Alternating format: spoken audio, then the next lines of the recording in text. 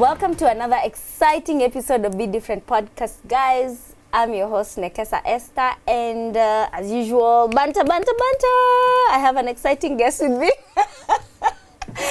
Welcome, Maureen, to Be Different Podcast. Thank you. I'm happy to be here. Yes. Excited. Yeah. Please tell us more about yourself. First of all, let me start by saying I'm happy to be here because I'm graduating. I know, right? CIPR. Yeah. But Maureen. My name is Maureen Mambo, popularly known as Maureen Mambo. Yeah. Let me say that because I have different hats in different times in my life. All right. So in this season, I am Maureen Mambo, and I've been that for the past, I think like 8 years now. Okay. But I'll tell you the story before that. Yeah. I'm married. Yeah. I have a handsome engineer of a husband. All right. It's called Engineer Mambo. I have 3 kids, 2 girls and a boy. Oh, yes. that's so and nice. currently, Yeah. I work for an organization that's sole job is to promote Kenya's exports and also the national brand, Kenya Export Promotion and Branding Agency. Nice. Yeah, that's Guys, me in a nutshell. We should all know who Maureen is. She's the one who sells Kenya, you know, right? Did I get it right? No, you're right. You're Yes. actually right. She It's, actually sells Kenya. Yeah. So the reason why, how we met with Maureen, right? We met in class. We were classmates, and now she's a graduate, Yes. CIPR graduate. And she'll tell us slightly, her experience about CIPR. First, let's introduce CIPR. Yeah. So CIPR is a Chartered Institute of Public Relations. It's a UK certification, but University of Nairobi is one of the accredited centers. And so I just happened to bump into CIPR courses because I've had like a couple of my friends who've taken the course. So I got curious. So what is this CIPR and what are you guys learning that is different from what we learned in campus? So the curiosity got the best of me and I decided, you know what, let me try this and see whether it's something that I can be able to do. Looked at the coursework and I was like, okay, interesting. Not bad. No exams. That was a motivation. I was like, okay, let's do this. So join CIPR. But let me tell you, let it not lie to you. No exam doesn't mean that the course is not hard. Yes. It is not hard, but it is it's an eye opener. Yes. You get to know that you really didn't know what you are learning in school. It like gives you a different perspective on PR that wasn't there when we were in campus. So you see different things differently, you learn different things, and you build on your career. So if PR is your line of work, you have no excuse for not doing CIPR because you'll see things differently. You'll understand the different things you do every day in PR differently. And then you'll get to know how to handle your audiences and also your projects differently. Yeah. I think that's what I learned from CIPR. How long have you, been in PR before bumping into CIPR? Let me tell you, funny thing, PR was not my first love. Okay. I fell in love with PR after several years working in broadcast media. I joined, my first year of work was in KBC. I was a radio presenter. Oh, nice. I grew up into a radio presenter. I did TV stints in KBC. I became a station manager. I don't know whether you know, a station for women was called Venus FM. Oh, nice. I was a station manager. And I also worked for the most famous reggae station in Kenya, Metro FM. Oh, nice. I used to work there as a radio presenter. I hosted several shows, and that's where my line of communications began. Started in media, and then later on I did my master's in Daystar University, and then that's when I started now falling in love with PR. I did my master's in development communications, and most of the classes were PR driven. So then is when I started falling in love with PR. So I stopped now thinking more about radio because I'd done radio and TV for like 8 years and I wanted to do something different. So I joined Africa Practice, which is an agency, a strategic communications agency, and that's where now my passion for PR started. So now from then, henceforth, is when now I started doing a lot of PR work, engaging with different communities and aligning what I learned in radio and now what I'm practicing in PR. Yes. So that's how long. So I've been in, I can comfortably say, I've worked in communications for 17 years. Oh, wow. Solely in PR for, I think, half of that. Yeah. And yeah, I love it. Here you are. It's beautiful. Yeah. So the most exciting thing, why I told Maureen to come, because I thought she was a very, you know, excellent student in class. So I keep my enemies closer. You know, when you see competition, instead of pushing it far, you bring it closer. Yeah, right? And what we're learning, of course, what we've learned mostly in the CIPR class and PR class is about building relationships, maintaining relationships. And I've seen your work, you know, in Brand Kenya, and I've seen some of your campaigns and how you do things. Tell us a little bit about collaborations, relationship building, and what has been your, apart from those two, if that hasn't been your, you know, winning streak, what has that been? First of all, we changed from Brand Kenya. There was a whole merger process in government. And so we were merged with an agency called Export Promotion Council. So now we're called Kenya Export Promotion and Branding Agency. So our sole job, as it sounds, is more about how do we position Kenya's exports to the global market, looking at building capacity from bottom up all the way to pushing their products to the export market, and also not forgetting our overall nation brand. Kenya brand has really grown over the years. From back, we're celebrating 60 years this year, if you didn't know. And so when we are reflecting on how this brand has grown from back in the day, in the independence period, and now, there's such beauty in seeing the growth of Kenya. You know, we are among the top 5 countries in Africa that everyone wants to come and, you know, do business with. We are the economic hub of East Africa. We are exporting the largest number of avocados, tea, coffee, you know, to the world. So we are growing as a country brand, and that's what we, as Kenya Export Promotion and Branding Agency, we are doing, pushing the overall country brand and exports. You've asked about collaboration. It's very important when you're pushing the country brand to work with others. Kenya is blessed with a myriad of sectors that are there to ensure that the country is building, is growing, you know. So different players in the different sector have their different ways on how they can be able to play in pushing the overall brand. So if you're talking about infrastructure, what are we doing as Kenyans to ensure that our taxes are going into the infrastructure? So KRA is collecting taxes, and they're actually funding the development of this particular infrastructure. So we talk about the beauty that Kenya has been through the improvement of our road networks. Tourism. I can't speak about tourism without talking about the big 5, talking about how Malindi and Mombasa is looking wonderful for us, and the ecosystem around tourism, and the players in this tourism sector, how they play in terms of pushing the overall brand. So different players, stakeholders in the different sectors have their own role in terms of positioning and positively positioning the national brand, so that we can have a Kenya to shine and speak, a Kenya where people are proud of. Okay, unfortunately, recently we've been having a little bit of negative publicity based on, you know, fighting for our rights. It's in our purview to fight for our rights as Kenyans, but also we should put it in our back of our minds that even as we fight for our rights, we have a Kenya to protect for tomorrow. We have small kids who are looking forward to, in their own way, to be celebrated living in Kenya. And so for them also, they have a stake in this brand that we call Kenya. So as you asked, how does collaboration work in terms of ensuring the national brand is working? Is that we ensure that we sit in the table with everyone and let everyone's voice in terms of how we build a brand is heard. So collaboration is a very big component in driving the overall national brand. Yes. So back to you. Okay, I have 2 questions that are competing. So the first question is maybe, have you ever, in your PR journey, have you ever had to sell or to market or to package a brand you didn't believe in? That's the first question.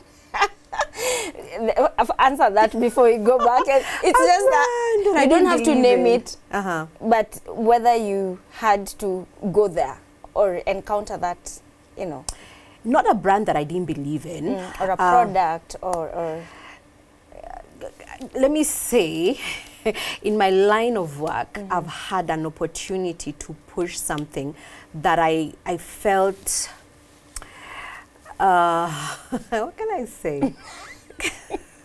That's a hard one, man. That's a hard one. But it's a challenge for PR practitioners. Definitely. It falls on your table. It falls on your table. You have to develop the message. Look at Scandal. Scandal is PR, right? Scandal is PR. Scandal is PR. Scandal is definitely PR. But as you said, in my line of work, we've had several. Okay, let me give an example of, currently we're pushing something called Made in Kenya. These are products that are solely made in Kenya. They are products that will come onto our lap that, my God, we don't know how the thinking around the product, because most people really wake up and, you know, you have an idea and you want to push it. And you believe in your product. But when you come to us and we're looking at the product and you're saying, you want to push it to the external market, you got to do 1, 2, 3, 4, 5. You have to change your packaging. You have to know your ingredients. You have to do, you know, the whole look and feel of the product really has to make sense. And you are believing in your product itself, but when you come to us, you're like, the market you want to go to will truly not accept this product. So you have to do 1, 2, 3. And sometimes you find that there are people who are creating this Made in Kenya products. They don't really feel that our ideas are pushing their product. So they will say, okay, fine, let me go do my thing. I'll go push it maybe in Rwanda. Then you go to Rwanda and then Rwanda guys are not consuming your product. Why? Because the things we've told you, you need to check out, you need to watch out, you need to look at, you're not doing it. And that's why, for us, even as an agency, we look at how best can we be able to go back and review some of these products and then feel how we can be able to push them out in the market. It's a really tough job because I have to do that every day. I work with a team of really, really creative people who help assess the product, give a look and feel to the client and tell them, okay, so this is how you're going to do it. Try this way or try this way and let's see how that goes. And then we test the product for you and see how, first of all, internally people will be able to accept it. So there are those guys who are really tough to work with. But as a comms person, as you said, you have to put yourself in the shoes of, okay, this person is adamant. So how can I get them to the point of accepting and then now literally now walking with me, we walk the journey together and see a final end product that gives you money. And we as a country, are proud to say this is a Kenyan product, you know. I understand. So it's a toughie. So going back, what did Maureen want to be when she grows up? Is this where you saw yourself? No, I never saw myself as a PR, a comms person. I saw myself as a lawyer. Wow. Growing up, I always used to tell my dad, I want to be a lawyer, I want to be a lawyer, I want to be a lawyer. So funny story, when I was about 12, 13 there, I was standing outside. We used to live in an estate in Nairobi called Nyayo Estate. So I was just seated outside in the parking lot. I was just sunbasking and I was like just chilling. So there was an issue in the estate about water. So KTN happened to be in the estate and they came to ask me, would you want to have a comment? Toa maoni. On the comment. Of course you had a comment. Why wouldn't I have a comment? So me, I'm there trying to talk about, you know, the water situation. It's been long. Nairobi water, need to get the act together. You know, I was there. How old are you again? I was 12. Oh, wow. I was I think 12, between 12 and 14. I was there in that age. So I gave them my views and for the first time I saw myself on TV. Oh, wow. And I was like, this is where I wanna be. This is where I wanna be. This is me. I have a voice. So that's where I got my aha moment to be in media. And that's the dream I followed. Then later on, when you're in comms, you're in comms and you can be able to transverse to other areas, because it's a platform to share your voice. Yeah. So challenges as a woman that you've met in the industry, in your growth, in your career growth. I know there's politics, and to make it better or worse, you're in one of the government agencies. So what are the challenges that you can say as Maureen you've faced? You can just name them, pick an example if you don't mind sharing. But when I joined the national broadcast, I was very young. I was just finished campus. Wow. I joined, I think, a month after I graduated. So this is a story on how I got into KBC. Yeah. I think this is more interesting. So my mom was trying to get me internship in KBC. So this thing of internship, you have to know someone to help you get your child in. So my mom knew someone who used to work in KBC. So she's like, oh, my daughter's just finished. Would you just try and give her internship to just build her, career? She's let her push to just start. And she was like, okay, come. So I go to KBC. So they didn't really have an opening in KBC for internship. So I just went to drop my papers. So I went, I met the lady, dropped my papers, and I happened to go almost at lunchtime. So when I ingeared, I just had to get into KBC.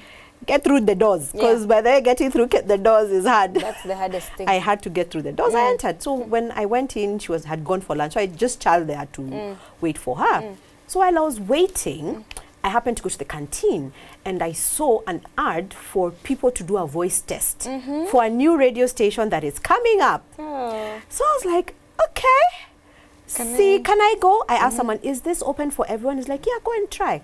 So I was taken to the office at Metro FM when they were doing voiceovers. So I child there. I went and sat there. They had not started. So I just sat. I sat. So John Karani and Bilodidi happened to walk by. Then they asked me, hi, can we help you? It's like, yeah, I've come for the voice test. It's like, do you have your papers? I had my papers. Luckily, you my had papers.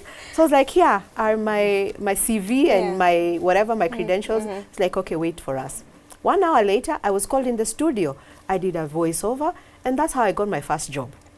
Oh, wow. That's how I got my first job. Someone was going to drop papers for internship. I ended now getting a full permanent job.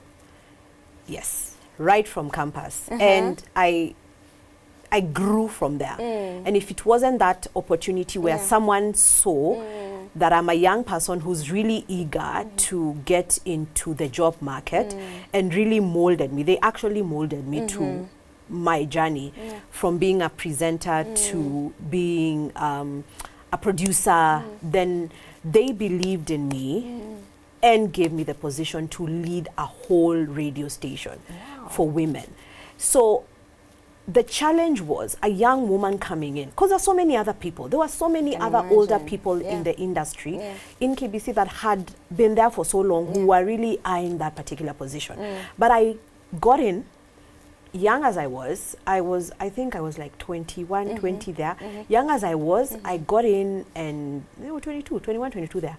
I got in, I proved myself. I really, really worked hard. I worked hard. There are times where I felt like there are people who really underestimated my capabilities. And the thing about education is that when you have an education, you have power. No one can tell you anything. You have power. So my skills that I learned from Daystar, because in Daystar we had a lot of opportunities given to us. We had radio station, you could go and practice. So that really elevated my ability to present myself to people and to present what I can be able to put on the table. So I used that as an advantage to get where I wanted. At no point as I joined KBC, did I ever want anyone to be my godfather or anything, because I made sure that I worked hard and proved myself. Well, that's what I did. Did you, anytime you felt like you needed help, who did you run to in terms of, did you had to bounce your ideas with anyone? Exactly. I really had Bilodidi. Bilodidi at the time really was there. He was tough, but he was tough in a way that built a person. He would tell you this and this you've done wrong. Your script reading was not right. You didn't do this right. you'd find it as a criticism, but at the end of the day, when you get it right, it's not about Bill, it's about you and growing yourself. So I normally never used to take offense to him criticizing my work because I knew he did it with the utmost of love because he wanted to mold this young lady who came in from the corridors, you know, from the corridors and decided this is what she wants to do. And I'm sure they saw talent. They saw talent. And the thing about being professional, and that's the thing, I feel that most of the women who are joining institutions and being given opportunities, some of them, not all of them, some of them would feel that they would not use their professionalism.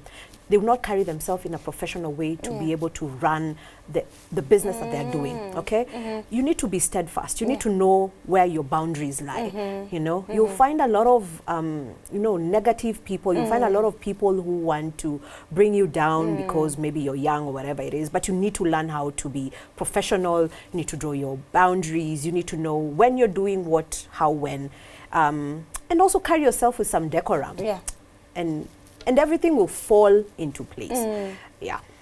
I'm so happy for you. I think that story has given me so much hope. Wow. So the other question that I wanted now to connect it with this was in terms of now systems, you know, like Kenya and its systems and how you're helping young people, because you're helping young people, and young people, most of them are going to entrepreneurship, startups, creativity, and all this, you know. And I wanted to first find out, is there anywhere you know, like any place you can tell someone, go this place, ABC, and you'll receive this amount of help? Like, do you have an ecosystem of these people who are creating and bringing their products to CIPR? So, as an agency, what we do is build everyone. From, you know, the young people to established companies or even someone who just has an idea, okay?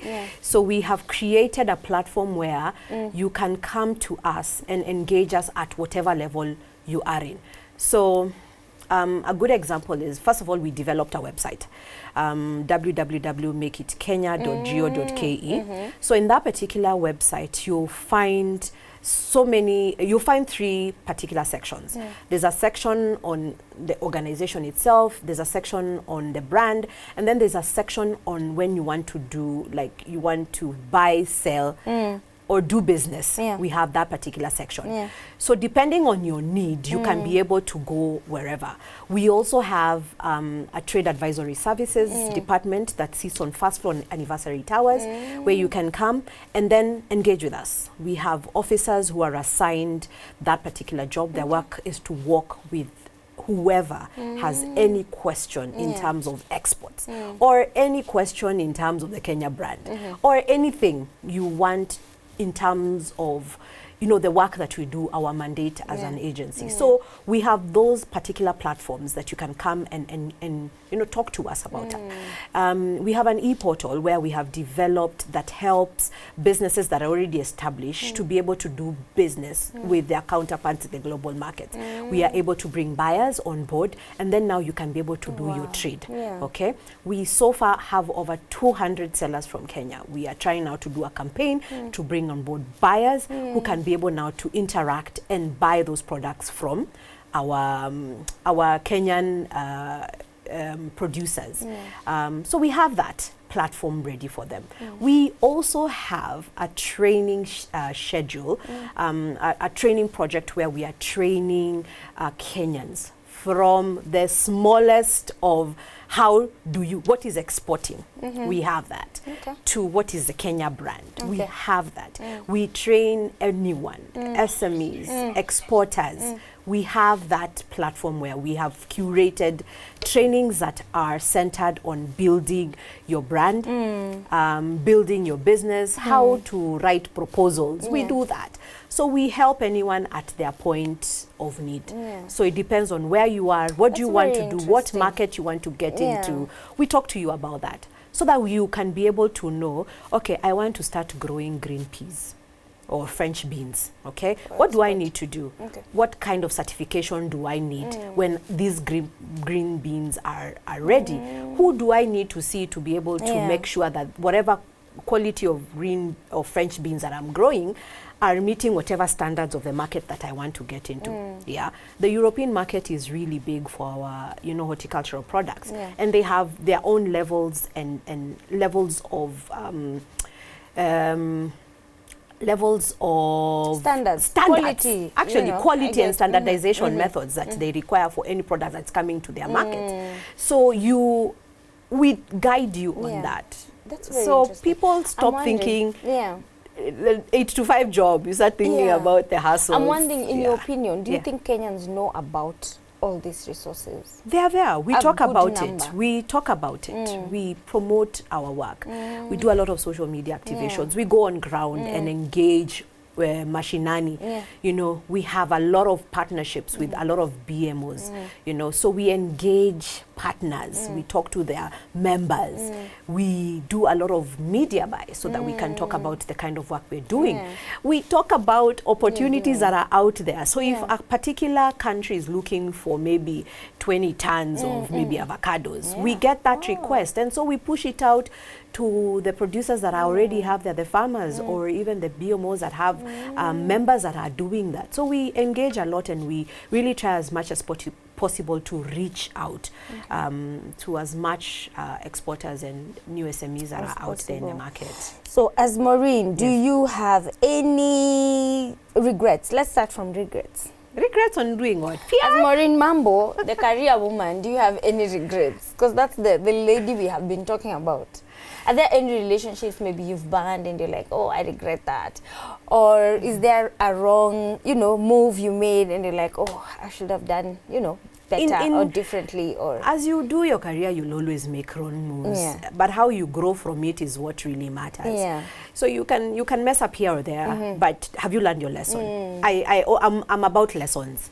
I'm about diplomacy. I will fight with you today, but tomorrow I'll laugh with you because I have moved on. I've seen the bigger picture. I need you more than you need me, so I work, you know, to build a relationship. Relationships will always come and go. You'll fight with people. It's a normal thing. It's a normal occurrence. Difference in opinions are open, and you should be open to that.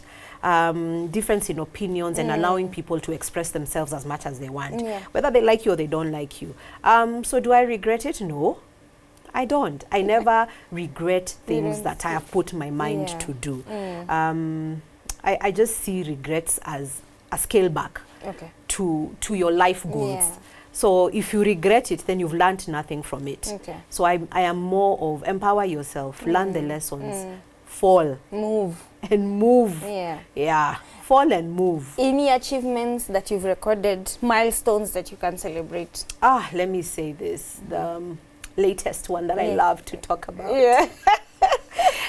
In 2020, 2021, we had the Expo Dubai.